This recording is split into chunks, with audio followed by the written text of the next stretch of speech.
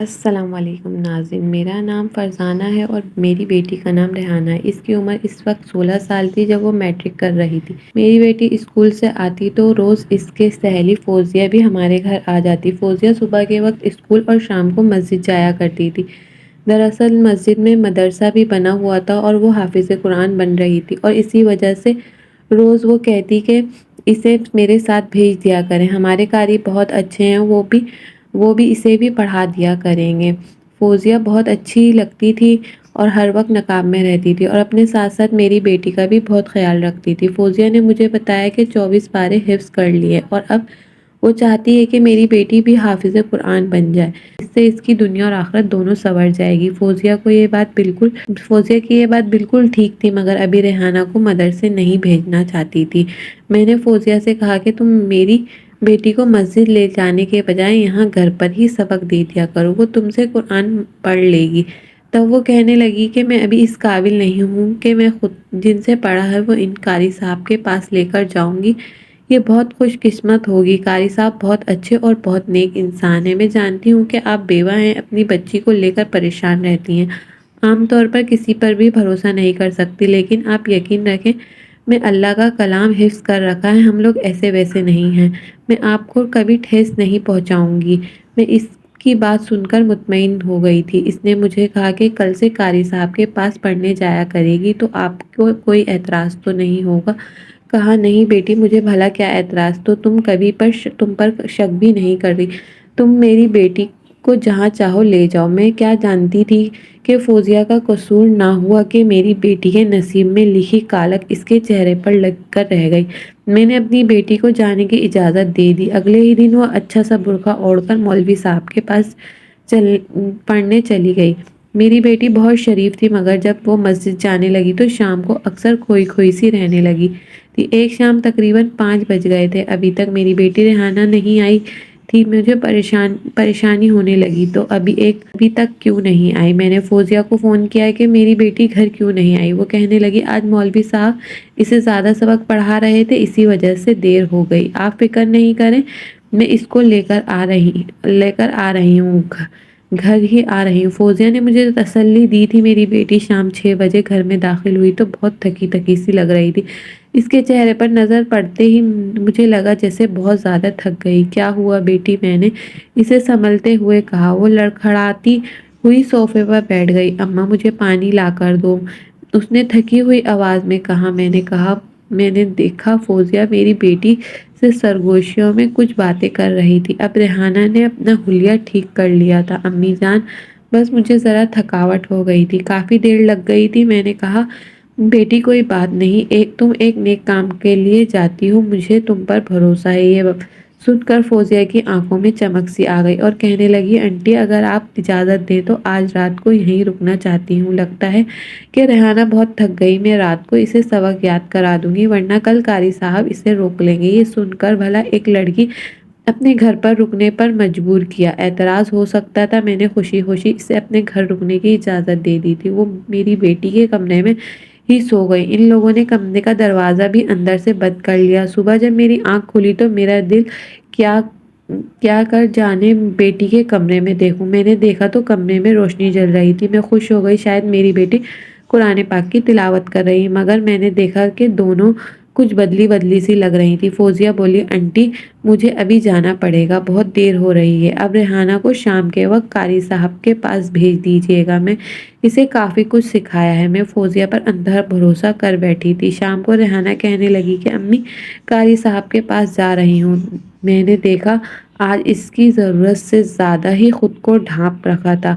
اس نے سر سے پاؤں تک خود کو یوں چھپا رکھا تھا جیسے وہ مسجد میں نہیں بلکہ بازار میں جا رہی ہو۔ میں نے اسے روکا ٹوکا نہیں تھا اور نہ ہی مزید تفتیش کی تھی۔ اس کے جانے کے بعد مجھے بے چینی ہونے لگی۔ 2 گھنٹے ہی گزرے تھے کہ میں نے فوزیہ کو فون کر دیا، اس سے کہا کہ میری بیٹی ابھی تک گھر نہیں آئی۔ وہ کہنے لگی آج اسے دیر ہو جائے گی، آپ فکر نہیں کریں، شام کے 6 بجے تھے، اب تو میرے ہاتھ پاؤں پھولنے لگے۔ ریحانہ ابھی تک گھر نہیں پہنچی تھی۔ پریشانی میں پریشانی میں نے دل میں تہیہ کر لیا کہ آج کے بعد اسے قاری صاحب کے پاس نہیں بھیج جانے دوں گی۔ کچھ دیر گزری تھی کہ میں نے فوزیہ کو پھر فون کر دیا، مگر اس کا نمبر مسلسل بند جا رہا تھا اور مجھے زیادہ پریشانی ہونے لگی۔ فوزیہ کے علاوہ مجھے کسی اور کا پتہ بھی نہیں تھا، نہ ہی یہ جانتی تھی کہ میری بچی قرآن پڑھنے کہاں جاتی ہے۔ خدا خدا کر کے 15 منٹ بعد فوزیہ نے میرا فون اٹھا لیا۔ اس نے مجھ سے بات کی میں نے پوچھا کہ میری بچی قرآن پڑھنے کہاں جاتی ہے۔ اس نے مجھے مدرسے کا پتہ بتا دیا۔ میں خوش ہو گئی، دل میں ایک سکون سا اتر آیا کہ میں مزید جا کر خود کو پتہ کر کے آتی ہوں۔ مگر جیسے ہی وہاں پہنچی تو میں نے دیکھا کہ مسجد کا دروازہ بند تھا۔ یہ دیکھ کر میری امیدوں پر اونس پڑ چکی تھی، میری آنکھوں سے آنسو نکلنے لگے۔ یا اللہ، میری بیٹی کہاں گئی ہوگی، اسے اپنے حفاظت میں رکھنا۔ میرا دیوانہ وار ادھر ادھر دیکھنے لگی تھی۔ مسجد کا دروازہ بند ہو چکا تھا، اب شاید وہ عشاء کے وقت ہی کھلنا تھا۔ میری پریشانی کی انتہا نہ رہی۔ میں عشاء تک یہیں بیٹھ کر انتظار کروں گی، اتنے میں آس پاس کے لوگوں سے پوچھ لوں گی کہ یہاں پر مولوی امتیاز نامی کوئی شخص تھا جو بچوں کو قرآن پڑھاتا تھا، آج کہاں ہے۔ یہی سوچ میں بیٹھی ہوئی تھی کہ وہاں ایک آدمی گزرا، مجھے دیکھ کر رک گیا اور پوچھنے لگا، کیا بات ہے، آپ یہاں کیوں بیٹھی ہیں؟ میں نے ساری بات سنا دی۔ اس نے کہا، مولوی امتیاز کے پاس میری بیٹی پڑھنے کے لیے آئی تھی، آج وہ گھر نہیں آئی، اس لیے یہاں آ گئی ہوں۔ مولوی امتیاز کو ڈھونڈ رہی ہوں، مجھے مولوی امتیاز نہیں مل رہا۔ یہ سن کر تھوڑا بھٹکا اس نے حیرت سے مجھے دیکھا اور بولا، آپ مولوی امتیاز کے پاس اپنی بچی کو پڑھنے کے لیے بھیجتی تھی؟ وہ بہت حیرت سے مجھ سے یہ سوال کر رہا تھا۔ جی ہاں، پڑھنے کے لیے بھی بھیجتی تھی، ورنہ میں اپنی جوان بچی کو مدرسے میں کیوں بھیجتی؟ آپ کو پتہ ہے کہ آج کل کے حالات اتنے خراب ہیں۔ بہن، آپ کو یہ مشورہ کس نے دیا تھا کہ آپ مولوی امتیاز کے پاس اپنی بچی کو پڑھنے کے لیے بھیجیں؟ بھائی صاحب، میں تو اس کی سہیل کی باتوں میں آ گئی تھی۔ اس نے مجھے کہا تھا کہ مولوی امتیاز کے پاس اپنی بچی کو پڑھنے کے لیے بھیج دو، کیونکہ وہ کوئی پریشانی کی بات نہیں۔ نہیں بہن جی، پریشانی کی کوئی بات نہیں۔ لیکن اتنا کہہ کر وہ آدمی خاموش ہو گیا تھا، مگر مجھے شک تھا کہ وہ ضرور کوئی نہ کوئی بات مجھ سے کہنا چاہتا ہے، لیکن شاید وہ مجھے پریشان نہیں کرنا چاہتا تھا۔ وہ کہنے لگا، ٹھیک ہے، قاری امتیاز کے بارے میں پتہ کرتا ہوں۔ بہن جی، کیا آپ کی بیٹی کے پاس موبائل فون نہیں؟ میں نے صاف منع کر دیا۔ میری بیٹی کے پاس فون تو نہیں، البتہ اس کی ایک سہیلی جس کا نام فوزیہ ہے، اس کا مجھ سے رابطہ رہتا ہے، وہی میری بیٹی کے قاری صاحب کے پاس لے گئی تھی۔ وہ آدمی مجھ سے وعدہ کر کے چلا گیا، میری بیٹی کے بارے میں ضرور پتہ لگائے گا۔ تقریباً عشاء کی نماز میں تھوڑی دیر پہلے وہ واپس آیا اور کہنے لگا، بہن، قاری امتیاز تو مجھے کہیں نظر نہیں آ رہا، کیوں نہ ہم تھانے میں چل کر آپ کی بیٹی کی رپورٹ درج کروا دیں۔ اس بات پر راضی نہیں تھی، کیونکہ اپنی بیٹی کو بدنام نہیں کروانا چاہتی تھی۔ تھانے میں رپورٹ درج کروانے کا مطلب یہی تھا کہ میری بیٹی کی گمشدگی کا پتہ سارے علاقے میں چل جاتا۔ ایسے میں کیا کرتی، میرے لیے بہت بڑی مشکل پیدا ہو چکی تھی۔ میں نے کہا، چلیں ٹھیک ہے، ہم تھانے میں جا کر رپورٹ لکھوا دیتے ہیں، مگر بات کا کسی کو پتہ نہ چلے۔ اس شخص نے مجھ سے وعدہ کیا اور کسی کو نہیں بتائے گا۔ پہنچ کر میں نے اپنی بیٹی کی گمشدگی کی رپورٹ درج کروائی اور پھر واپس مسجد آ گئی۔ ابھی تک قاری امتیاز کا کچھ پتہ نہیں چل سکا تھا۔ میں نے سوچا کہ میں فوزیہ کے گھر جاؤں گی اور اپنی بیٹی کے بارے میں اس سے پوچھوں گی، کیونکہ وہی میری بیٹی قاری صاحب کے پاس لے کر آئی تھی۔ میں نے اسے فون کیا تو اس نے کہا کہ بیٹی، تمہارا گھر کہاں ہے؟ تب وہ کہنے لگی کہ اس کا گھر بہت دور ہے۔ مجھے اس کی بات سن کر اس پر شک ہوا۔ میری بیٹی قاری صاحب کے پاس چھوڑ کر خود کہیں اور چلی گئی تھی۔ پھر میں نے اس سے پوچھا کہ تمہارا گھر کہاں ہے؟ تمہارے گھر جانا چاہتی ہوں۔ اس نے مجھے گھر آنے سے صاف منع کر دیا۔ کہنے لگی، اس وقت میرے امی ابو سو رہے ہوں گے، میں نہیں چاہتی کہ آپ ان کو ڈسٹرب کریں، میں کل آپ سے ملوں گی۔ اتنا کہہ کر اس نے نمبر بند کر دیا، مگر مجھے تفتیش ہو رہی تھی کہ وہ فوزیہ مجھے اپنے گھر کا پتہ کیوں نہیں بتا رہی۔ خیر، خدا کا شکر، جس آدمی نے میرا کیس تھانے میں جا کر درج کروایا تھا وہ تعلقات والا آدمی تھا۔ اس نے مجھ سے پوچھا، کیا فوزیہ اس نمبر پر رابطہ کرتی ہے؟ میں نے اسے وہ نمبر دے دیا۔ وہ لے کر تھانے چلا گیا اور تھانے جانے کے بعد معلوم ہوا کہ وہ نمبر فوزیہ کا ہی تھا۔ پھر وہ فوزیہ کے نمبر سے اس کی لوکیشن ٹریس کی گئی، یوں ہمیں اس کے گھر کا پتہ چل گیا تھا۔ ہم لوگ جب اس کے گھر پہنچے تو فوزیہ نے ہی دروازہ کھولا تھا۔ مجھے دیکھ کر اس کے چہرے کی ہوائیاں اڑ رہی تھی۔ اگر تم اپنی خالہ کے گھر نہیں نہیں تھی تو تم نے ہم سے جھوٹ کیوں بولا؟ یقیناً ہم تم اس کے معاملے میں ملوث ہو۔ میں نے زبردستی بات اگلوانے کی کوشش کی تو مجھ پر چڑھ دوڑی اور میری بیٹی کے بارے میں کچھ نہیں جانتی تھی۔ تم نے اپنی مرضی سے اسے مدرسے بھیجا۔ میں تو تمہاری بیٹی کا بھلا سوچ رہی تھی، مجھے کیا پتا کہ تم میرے پیچھے ہی پڑ جاؤ گی۔ رہی بات امتیاز کی تو میں تمہیں بتا دوں، تمہاری بیٹی کی ضد کرنے پر قاری امتیاز کے پاس لے گئی تھی۔ میں نے پولیس کو بتایا کہ یہ لڑکی پراسرار جھوٹ بول رہی ہے۔ اس نے مجھے کہا تھا کہ قاری امتیاز اس کا استاد ہے، اس نے اسی سے قرآن پڑھا کی تعلیم مکمل کی ہے۔ میں نے قرآن کا آج تک ایک پارہ بھی نہیں پڑھا کیونکہ آپ جھوٹ بول رہی ہیں۔ اس لڑکی نے یہ بات کی تو میرا دماغ چکرا گیا۔ میں نے پولیس والوں کو بتایا کہ اس نے اپنے حافظ قرآن ہونے کا دعویٰ کیا تھا۔ بس پھر کیا تھا، پولیس نے اسے جیل جانے کی دھمکی دی تو اس نے سب کچھ اگل دیا، قاری امتیاز کا پتہ دے دیا، اس کا نمبر بھی ہمارے حوالے کر دیا۔ اب ہمارے پاس صرف امتیاز کا فون نمبر اور اس کے گھر کا پتہ تھا۔ پولیس نے تفتیش کی تو مولوی امتیاز کا نمبر آف جا رہا تھا، اور یہ بات بھی بڑی حیران کن تھی کہ مولوی امتیاز تو شہر کی مسجد میں پڑھاتا تھا اور وہ ہمارے گاؤں کی مسجد میں نہیں پڑھاتا تھا۔ اب میری بیٹی کہاں تھی؟ میرے تو ہاتھ پاؤں پھول رہے تھے۔ خیر پولیس نے مولوی امتیاز کا پتہ لگا ہی لیا۔ پولیس والے نے مجھے لے کر اسی گاؤں پہنچے جہاں قاری امتیاز روح پوش ہوا تھا اور میری بیٹی بھی گمشدہ تھی۔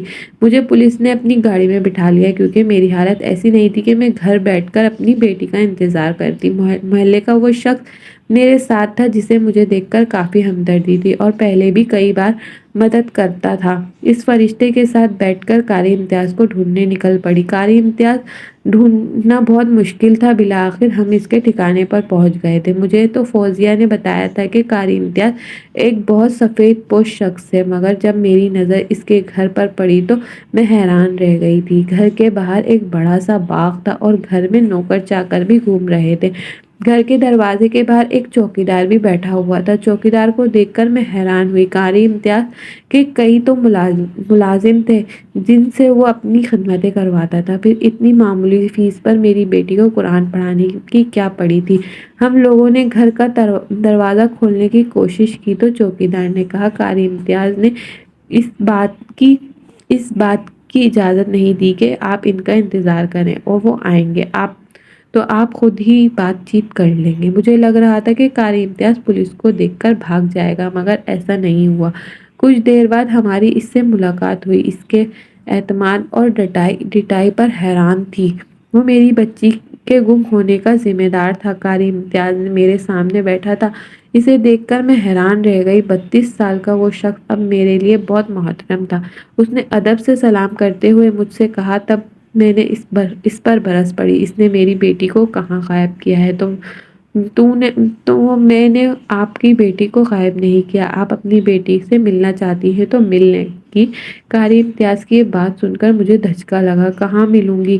کیسے ملوں گی؟ شام کے بعد مسجد سے آئی ہوں، بہت پریشان ہوں، خدارا ایسا نہ کرو، تمہارے گھر میں بہنیں ہوں گی، تمہاری ماں ہوگی تو ایسا کرنا زیب نہیں دیتا، تو تم نے اللہ کے نام پر میری بیٹی کو تعلیم کی غرض سے بلایا تھا، پھر تم نے ایسا کیوں کیا؟ امتیاز نے میری بات سن کر بہت کوئی خاص اثر نہیں لیا۔ اگر آپ نے اپنی بیٹی سے ملنا ہے تو مل لیں، لیکن آپ یہاں سے جانے کی اجازت نہیں دے سکتا۔ امتیاز ڈٹائی پر اس کی اجرت دکھائی۔ میری آنکھ پھٹی کی پھٹی رہ گئی۔ تم ہوتے کون ہو میری بیٹی کو روکنے والے؟ اس سے میں خود ملوں گی۔ بے شک وہ آپ کی بیٹی ہے، لیکن اب وہ آپ سے نہیں ملے گی۔ اس نے مجھے سب کچھ بتا دیا۔ اب اس پر ظلم کرتی آپ کی بیٹی آپ کے ملازم اور آپ کی حرکتوں سے تنگ آ کر میرے پاس پناہ لیے ہوئے، اس لیے آپ چاہیں بھی تو نہیں لے کے جا سکتی۔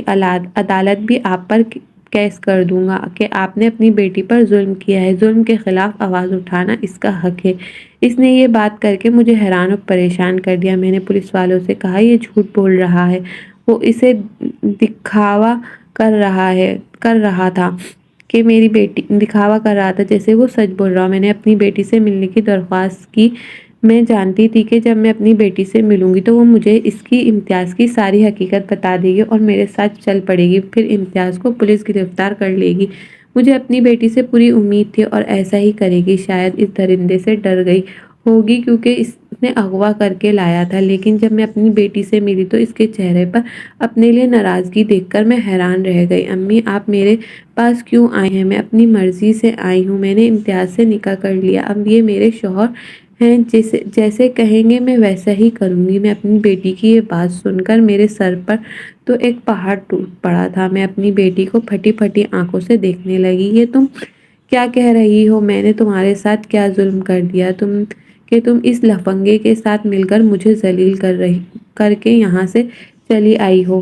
امی، آپ بدتمیزی سے بات مت کریں، انہیں لفنگا مت کہیں، یہ میرا شوہر ہے۔ ریحانہ کے منہ سے یہ الفاظ سن کر حیران رہ گئی۔ میں نے ایک زوردار تھپڑ رسید کیا تھا۔ تم ایسا کہہ بھی کیسے سکتی ہو؟ صرف نکاح کرنے سے یہ آدمی تمہارا شوہر نہیں بن سکتا، میری بھی منظوری اور ضروری ہے۔ آپ یہ بات کس نے کہی؟ آپ کی کئی بار سوچا میری شادی کر دیں، تب بھی آپ نے میری شادی تمہاری خالہ کے گھر کروں گی۔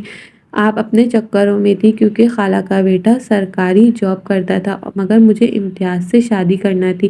میں اپنی بیٹی کی باتیں سن کر بہت حیران تھی، مجھے تو یقین نہیں آ رہا تھا۔ اب فوزیہ سے پوچھنا چاہتی تھی کہ میری بیٹی کو امتیاز کے چکروں میں کیوں پھنسایا۔ ایک ہفتے بعد ہی امتیاز کے ساتھ بھاگ نکلی، مگر فوزیہ نے جو باتیں مجھے بتائیں، انہیں سن کر مجھے فوزیہ اور اپنی بیٹی سے نفرت ہونے لگی تھی۔ بھلا اپنی ماں کو کوئی اتنا دھوکہ کیسے دے سکتا ہے؟ میں نے سوچ بھی نہیں سکتی تھی کہ امتیاز اس کی طرف نظر اٹھا کر بھی نہیں دیکھتا تھا۔ امتیاز کبھی بھی تبلیغی جماعت کے ساتھ ہمارے گاؤں نہ آتا تھا، اس بار وہ کچھ دن کے لیے آیا تھا۔ فوزیہ میری بیٹی کو اس کے پاس لے جانے لگی۔ بہانہ تو یہی تھا کہ وہ تعلیم حاصل کرنے کے لیے آ رہی ہے، لیکن اس سے ملنے ہی ساری میرے خلاف کر دیے، اور یہ بھی کہا کہ وہ اس سے نکاح کرنا چاہتی ہے اور مجھ پر اتنا بڑا الزام لگایا۔ میں اسے غلط راستے پر چلانا چاہتی ہوں۔ اب امتیاز کی نیکی اور نیک نیتی نے میری بیٹی سے نکاح کر لیا، لیکن مجھے یقین نہیں آ رہا تھا کہ میری بیٹی میرے بارے میں اتنی غلیظ باتیں بھی کر سکتی ہے۔ وہ میرے بڑھاپے کا سہارا تھی، میری امیدیں تھی، لیکن ان سب باتوں کے بعد مجھے اپنی اولاد سے سخت مایوسی ہو گئی۔ اب میں بھی اس سے ملنا بھی چھوڑ دیا تھا۔ فوزیہ کو بھی پولیس والوں نے آزاد کروا دیا تھا، کیونکہ اس سب میں میری بیٹی کا قصور تھا۔ مگر اب امتیاز چاہتا تھا کہ میں اپنی بیٹی کو معاف کر دوں، اس کے ساتھ صلح کر لوں، لیکن میں نے سوچ لیا تھا میں زندگی بھر اپنی بیٹی کا چہرہ نہیں دیکھوں گی۔ اب آپ ہی مجھے بتائیں، میں نے صحیح فیصلہ کیا کیا نہیں؟ غلط میری بیٹی نے میرے جیتے جی مار دیا۔ آج تک حیران ہوں کہ اس کی پرورش ایسے نہیں کی تھی کہ وہ پھر کس کی باتوں میں آ گئی۔ مجھے آپ کی رائے کا انتظار رہے گا۔ اس عمر میں مجھے کیا کرنا چاہیے؟ شکریہ۔ اگر ویڈیو اچھی لگی ہو تو ویڈیو کو لائک کریں، کمنٹ کریں، چینل کو سبسکرائب کرنا نہ بھولیں۔ شکریہ۔